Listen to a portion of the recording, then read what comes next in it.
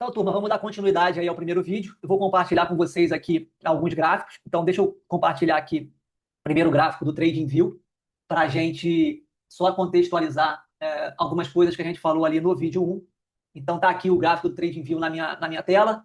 Então, tá aqui ó, o gráfico mensal dos emergentes. A gente fechou aqui, ó, renovando topo histórico próximo da máxima, tá? Então, segue tudo normal, segue tudo tranquilo aqui dentro do gráfico de mercados emergentes. E aí, quem puxou esse basket, essa cesta aqui dos emergentes, foi esse rapaz aqui, ó, o EWY, que é o ETF lá da Coreia. Como eu falei para vocês, é um mercado que está diretamente relacionado a esse trade de inteligência artificial. E aí, ó, a gente teve esse movimento brutal de uma alta de quase 30% nesse mês de maio, aqui no ETF da Coreia, o que acabou carregando esse mercado emergente aqui nas costas, tá? Quando a gente olha o mercado brasileiro, o EWZ, a gente vê o oposto. A gente vê que esse mês de maio foi um mês ruim, a gente caiu aí próximo de 10% no mês, e sentiu aí toda essa questão da mudança que a gente comentou no primeiro vídeo, do mercado se voltando mais para um trade, para a inteligência artificial, em detrimento aí desses mercados mais voltados para commodities e economia real, tá? Então, tá aqui só para mostrar para vocês no gráfico que a gente viu aí nesse mês de maio. Então, Coreia puxando os emergentes renovando o topo histórico, mas o EWZ, o mercado brasileiro, aí não acompanhando o movimento do basket, justamente em virtude de todo esse movimento aí de rotação do mercado financeiro, tá? E aí, ó, quando a gente vai olhar aqui o gráfico do Ibovespa, deixa eu compartilhar aqui com vocês agora o gráfico do Ibovespa. Vamos lá, Ibovespa, compartilhar. Então, tá aqui agora para vocês na tela o gráfico do Ibovespa. Deixa eu desenhar isso aqui com vocês em tempo real para mostrar para vocês passo a passo aqui o raciocínio técnico. Então, percebam aqui o gráfico do Ibovespa, gráfico mensal na tela. Fizemos fundo aqui em 2015, 2016, época da Dilma. Pancada para cima direcional, até aqui o pré-Covid, ali em 2020, no início de 2020, antes do advento da Covid. Veio a Covid, pancada para baixo, retorno em V, o retorno em V muito comentado aí pelo mercado, pós-Covid. E aí, ó, a partir de 2021, a gente viu o Ibovespa engatar aqui ó, um movimento de mercado de lateralidade. Aí está aqui, ó, com esta região de resistência e esta região aqui de baixo ó, como uma região de suporte. Então, o que teve aqui o Ibovespa de 2021 até 2025 foi esse mercado no molde Siri, aí, no molde caranguejo, andando de lado. Tá? Então, a gente teve esse mercado lateral do Ibovespa. Quando a gente observa aqui ó, as médias móveis, principalmente essa média móvel de 20 aqui do meu gráfico mensal do Ibovespa, que está verde, amarela, vermelha aqui, essa é uma das formas, uma das técnicas que a gente tem de identificar consolidações, de identificar mercados laterais. O que acontece nesses momentos? A média móvel fica flat, fica plana, e uma outra característica é que o preço ele passa a trabalhar abaixo e acima, ele vai costurando essa média móvel como se ela ali não estivesse, ou seja, a média móvel ela perde uma das suas características, que é funcionar como regiões dinâmicas de suporte ou resistência, justamente porque ela está flat e a gente está no mercado lateral, que foi o que a gente viu aqui nesse período entre 2021 até 2025 do Ibovespa. Então percebam aqui, ó, como a gente teve o mercado trabalhando num movimento aqui, ó, que a gente chama de breakout, em fechamentos alternados nessa média móvel de 20. Ele fecha acima, ele fecha abaixo da 20, ele fecha acima da 20, ele fecha abaixo da 20, ele fecha acima da 20, ele fecha abaixo da 20, até que aqui ocorre uma mudança desta dinâmica. Ele sai de baixo da 20, vai para cima, fecha aqui, ó, alinhado na média móvel de 20 e vai para cima, ativando aqui ó, um pivô de alta de saída desse breakout. Vem testar esta região de topo anterior e sente, faz novo movimento de pullback, encontrando mais uma vez um suporte aqui ó, na média móvel de 20, que já tinha sido aqui o calcanhar desse pivô, também região desse topo anterior rompido, volta para a parte de cima para testar essa máxima e não consegue passar, novo movimento de pullback na região da média de 20 fundo anterior, ou seja, ele vai montando aqui uma nova lateralidade em cima dessa lateralidade aqui ó, anterior lá no fundo, e aí ó, ele vai para cima, faz um movimento de pullback não mais na 20, mas agora nessa média móvel de 8 ascendente, do meu gráfico mensal do Ibovespa, e aí, ó, pancadão para cima, saindo no movimento direcional. E aí a gente faz 1, 2, 3, 4, 5, 6, 7 meses seguidos de alta aqui no Ibovespa, rompendo essa região de resistência, saindo de uma dinâmica de lateralidade e entrando numa dinâmica de mercado direcional altista, tá? E aí a gente sobe aqui, ó, do mês de agosto de 2025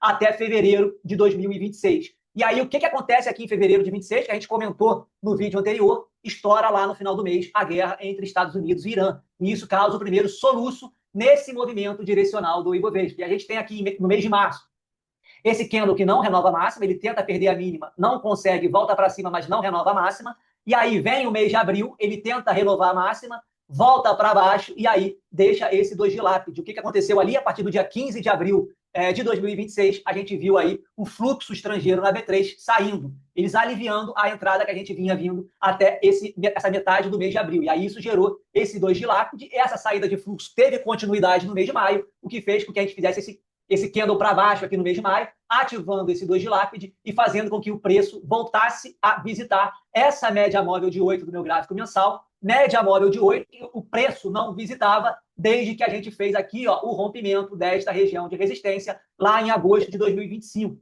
Então, desde que a gente fez esse rompimento dessa zona de resistência aqui do gráfico mensal do Ibovespa e saiu no movimento direcional, é a primeira vez que a gente volta para visitar essa média móvel de 8 do gráfico mensal. Ou seja, a gente segue numa dinâmica de super tendência no gráfico mensal do Ibovespa. Enquanto a gente não perder, ou seja, a gente não fechar abaixo dessa média de 8 mensal, essa dinâmica de super tendência do Ibovespa está preservada. E esse movimento que a gente viu aqui no mês de maio de 2026 pode ser única e exclusivamente uma correção até essa média para que a super tendência seja retomada. Portanto, esta região atual do Ibovespa, quando eu olho o gráfico mensal, ela é uma região candidata a suporte, ela é uma região potencial de suporte. Quer dizer que isso aqui vai ser o suporte? Não, apenas estou dizendo que isso aqui é uma região candidata, é potencial a suporte. Se lá num gráfico de time frame menor, e aí pode ser um time frame semanal ou um time frame diário, o preço mostrar aqui uma volta de pressão compradora, uma volta de momento comprador, saibam que esta volta, essa eventual volta de momento comprador, está acontecendo numa região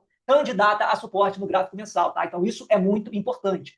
Então fiquem de olho nesta região aqui. Quer dizer que ela vai segurar? Não, não quer dizer que ela vai segurar, mas é uma região que a gente tem que mapear e esperar o preço ali mostrar alguma volta de pressão compradora. Se voltar a pressão compradora aqui, a super tendência mensal do Ibovespa continua vigente, tá? Outro fato técnico interessante quando eu bati o olho hoje cedo aqui nesse gráfico. Percebam aqui este movimento lá no fundo do Ibovespa. Deixa eu pegar aqui o desenho. Então aqui, a gente veio, fez aqui um ombro da direita, fez a cabeça aqui nos 95 mil pontos e fez o ombro da direita nos 97 mil pontos. Foi para cima, sentiu a região de neckline, aquele pivô de breakout de saída, alinhou aqui na 20 e aí, rompeu, ativando aqui, um ombro, cabeça, ombro. Ativou o ombro, cabeça, ombro, voltou em pullback na região de rompimento com média de 20, foi testar topo, voltou mais uma vez para testar a região de rompimento daqui do ombro, cabeça, ombro invertido em fundo anterior. Então, a gente ativou a figura, ingressou novamente numa lateralidade em cima aqui do rompimento. Então, a gente rompeu, fez uma nova lateralidade aqui no pós-rompimento e aí, depois, a gente saiu no movimento direcional. Quando eu pego um Fibonacci de projeção e trabalho aqui com a projeção desse ombro, cabeça, ombro invertido, fica bem claro aqui o movimento. O ombro, cabeça, ombro, ativação do padrão, pullback na região de neckline, volta para testar esse topo, não passa, volta mais uma vez aqui na região do neckline média de 20, torna a subir, ou seja, ele lateralizou acima do rompimento, e aí, na terceira tentativa aqui de ir para cima, a gente bateu aqui em cima, voltou na 9, e aí saiu finalmente no movimento direcional, pós-rompimento desse ombro, cabeça, ombro invertido, e engatamos aí um movimento de 7 meses consecutivos de alta, de agosto de 2025 a fevereiro de 2026. E aí, quando eu pego aqui as projeções desse ombro, cabeça, ombro invertido e coloco aqui o 200%, que é o quarto objetivo da figura, percebam que esse 2 de lápide foi justamente aqui, cravar o quarto alvo desse ombro, cabeça, ombro invertido. Então, esta região dos 199 mil pontos era uma região candidata à resistência pelo estudo de Fibonacci. Também só poderia ser pelo estudo de Fibonacci, uma vez que isso aqui era uma região que nunca havia sido visitada ainda no Ibovespa. Então, só por Fibo, a gente poderia entender esta região como uma região de resistência. Outra possibilidade que também fazia este 200 mil pontos, 199, 200 mil pontos, como uma região candidata à resistência, pela doutrina da análise técnica clássica, os números inteiros eles tendem a ser regiões de suporte e resistência. Portanto, 200 mil pontos é um número inteiro. Também, pela psicologia, ele tenderia a ser uma região de resistência, tá? E tem também um terceiro fator que fazia desta região aqui uma região candidata à resistência e que eu vi hoje cedo. Se a gente pegar aqui um canalzinho e desenhar aqui neste movimento de saída do Ibovespa, desse fundo aqui dos 95 mil pontos até essa região aqui de cima, a gente pode traçar aqui o canal de alta. Então, tá aqui, deixa eu botar esse canal em azul para vocês. Canalzinho de alta, em azul. Então, tá aqui, o canal de alta, fez fundo, fez topo, fez fundo, fez topo, fez fundo aqui na LTA. E aí, aqui, nesse meizinho aqui, a gente viu o rompimento desta linha de retorno desse canal. Quando a gente rompe uma linha de retorno de um canal, a análise técnica clássica manda a gente duplicar este canal. Então, se a gente faz aqui a duplicação do canal, a gente vê que esta região aqui, além do quarto alvo, desse ombro, cabeça, ombro invertido e do próprio número inteiro dos 200 mil pontos, eu estava aqui batendo aonde? Numa região de linha de retorno deste canal de alta que foi duplicado, tá? Então aqui também tinha esta confluência de resistência pelo estudo da análise técnica clássica. Tá, Vitor, mas e agora? Qual é a próxima região aí candidata a suporte? Como eu falei para vocês, esta média móvel de 8 do gráfico mensal já é uma região candidata a suporte, caso a gente veja essa dinâmica aqui ó, de super tendência ser mantida. Até porque ó, o pivô que fez aqui a saída para esse movimento direcional teve um pullback aqui ó, nesse candle 7, justamente aqui ó, fazendo mínima nessa região da média de 8, junto com esse candle 8. E aí, a partir daqui, a gente fez um impulso de subida. Não visitávamos a média desde essa saída lá em agosto de 2025. Então, aqui já é uma região candidata a suporte. Mais uma vez, reitero, não quer dizer que isso aqui vai segurar. Suporte e resistência não são muros intransponíveis, são regiões candidatas a funcionarem como suporte. Para ele se provar como um suporte efetivo, eu preciso que o preço me mostre isso. Tá? Então, até agora, eu não tenho preço me mostrando isso. Eu posso reduzir o time frame, mais uma vez, para um gráfico semanal ou diário, e esperar alguma reação compradora dentro desses time frames, sabendo que aqui, sob perspectiva de gráfico mensal, já é uma região potencial de suporte. Se não segurar aqui nessa média móvel de 8, sob perspectiva de gráfico mensal, um reteste desta linha de retorno também é possível. E aqui também é uma outra região possível de suporte. Por quê? Por bipolaridade. Foi resistência aqui, foi resistência aqui e foi resistência aqui até conseguir romper neste candle. Tá? Então, voltar agora a testar de cima para baixo, por bipolaridade, antiga região de resistência, pode ser região de suporte. E, além disso, uma vez que a gente já tem um 2 de lápide, que foi confirmado agora nesse mês de maio, a gente pode pegar uma retração de Fibonacci, traçar aqui, ó, neste último impulso de subida, dos 118 ao 199, e aí a primeira retração desse impulso de subida aqui, que é o último impulso que a gente tem aqui no gráfico mensal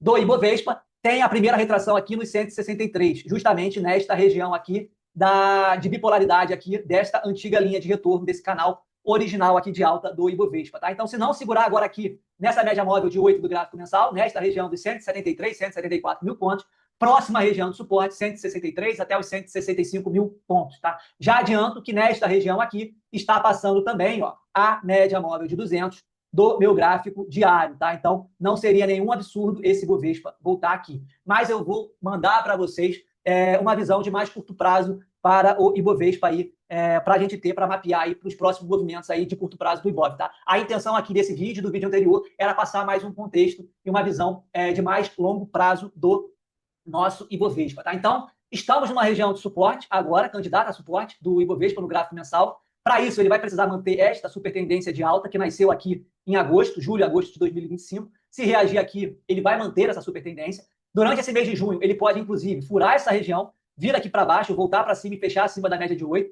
Ainda assim, vai estar mantendo. É importante que ele feche acima da média de 8 nesse mês de junho para conservar essa super tendência. Se por um acaso ele fechar abaixo dessa média móvel de 8 aqui, nesse mês de junho, aqui, muita atenção, inicialmente, nessa região dos 163 até os 165 mil pontos, como uma próxima região aí de suporte do Ibovespa. Lembrando que, quando a gente olha esse rapaz aí, no gráfico semanal e no gráfico diário, todos os indicadores já se encontram em patamares de sobrevenda. Eu chamo isso de mola comprimida. Você ter um ativo que tem uma tendência de longo prazo, de alta, com indicadores em sobrevenda, indicadores de diário e de semanal em sobrevenda, é uma mola comprimida. Por que uma mola comprimida? Porque qualquer notícia, qualquer evento que surja, qualquer trigger que surja a favor da tendência original, da tendência de mais longo prazo, qualquer evento que surja, ele é capaz de catapultar o preço a favor dessa tendência mais longa. Tá? Então, tenham isso em mente. Apesar do curto prazo seguir extremamente pesado para o Ibovespa, os indicadores semanal e diário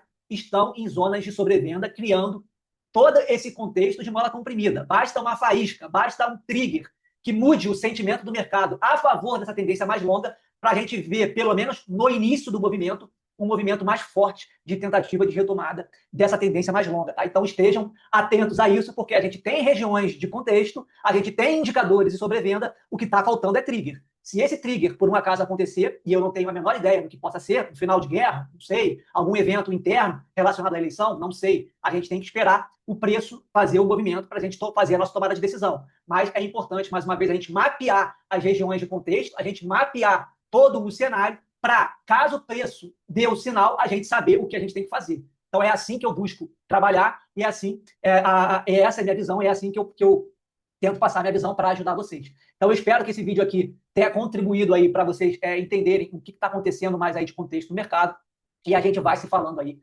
ao longo da semana. E eu vou passar para vocês aí uma visão de mais curto prazo aí para a gente entender a dinâmica de curto prazo do Ibovespa.